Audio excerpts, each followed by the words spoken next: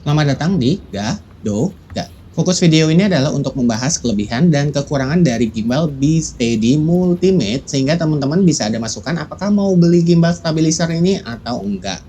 Kelebihan pertama adalah gimbal ini bisa digunakan untuk kamera, handphone, action cam, atau perangkat lainnya selama beratnya itu masih dalam batas maksimal gimbal yaitu 1,2 kg.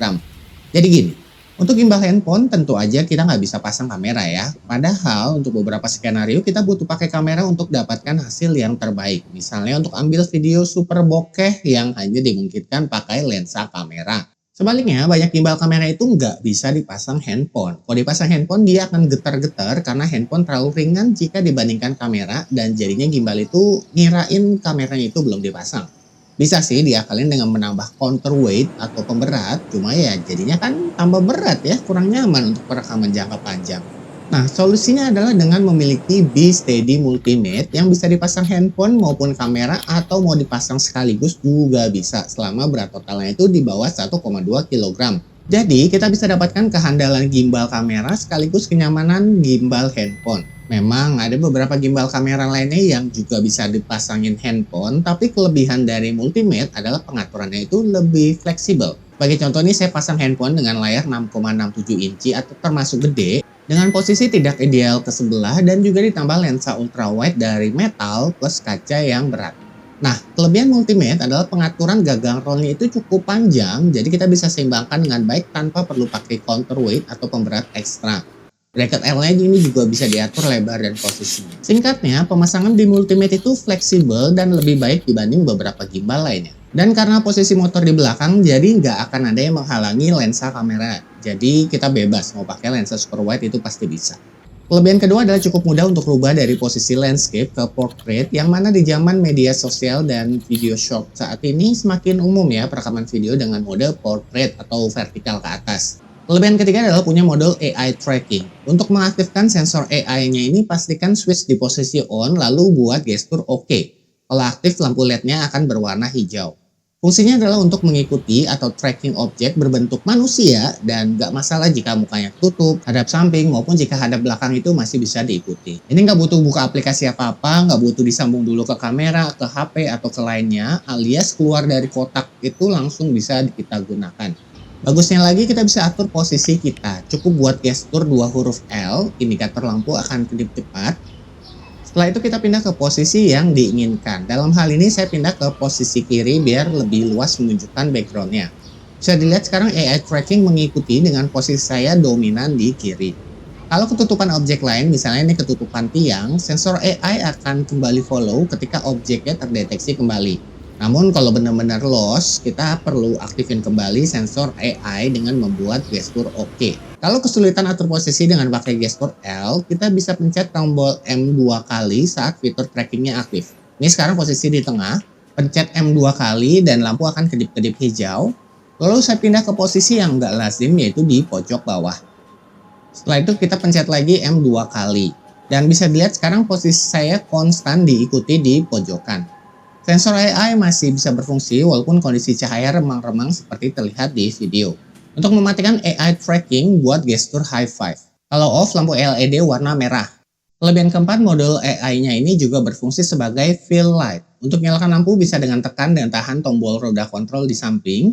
Tekan 3 kali untuk berpindah dari mode CCT ke mode RGB. Tekan tombol roda sekali untuk pindah antara tingkat kecerahan dengan warna lampu.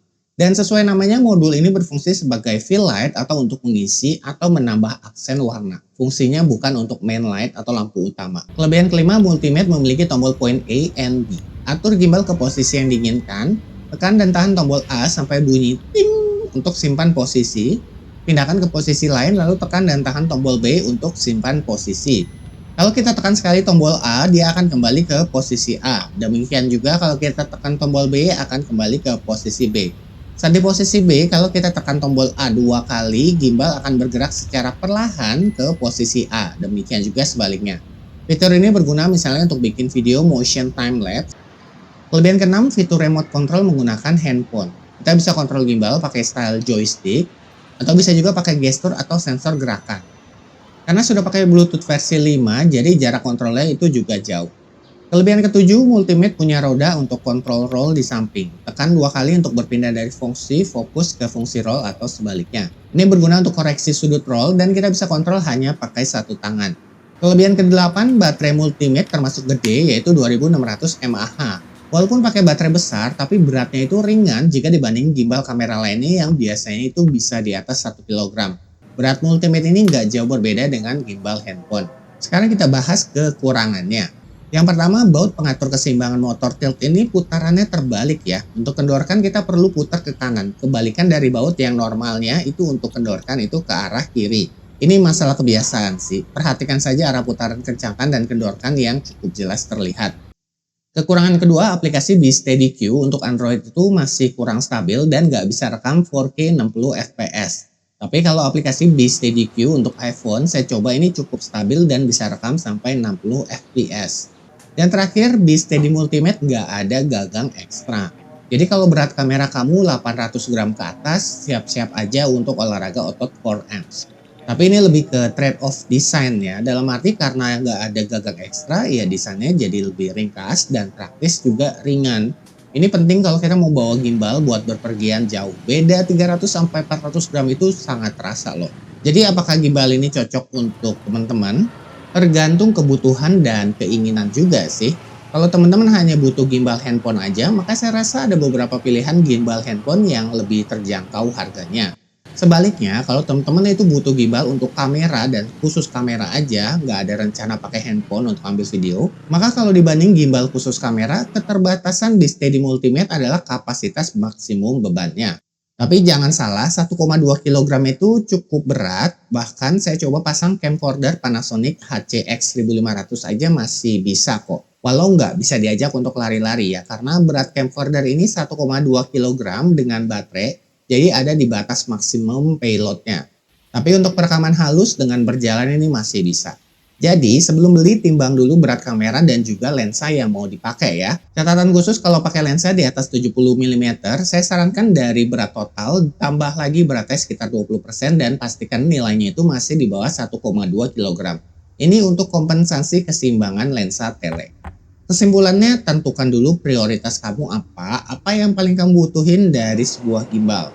Nilai jual utama BeSteady Multimate selain AI sensornya adalah kepraktisan, bobot ringan, dan juga baterai yang besar. Bagi saya berasa tenang aja sih kalau berpergian bawa BeSteady Multimate ini. Karena kalau bawa gimbal handphone doang, takutnya nanti butuh ambil footage pakai kamera. Sebalik ya, kalau bawa gimbal kamera kok ya males ya, karena berat dan juga lebih gede juga gitu loh. Terima kasih telah berkunjung ke channel Gadoga, dan semoga melalui video ini teman-teman bisa ada bayangan apakah butuh gimbal ini atau tidak.